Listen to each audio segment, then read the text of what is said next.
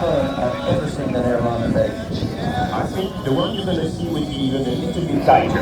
You should not forget that the A350, like all the Airbus fly-by-wire, is a fully protected airplane. It's a fly-by-wire with full protection, including pitch protection, but also ground protection. Here they can turn to 67 degrees, giving roughly a 2.5 G low.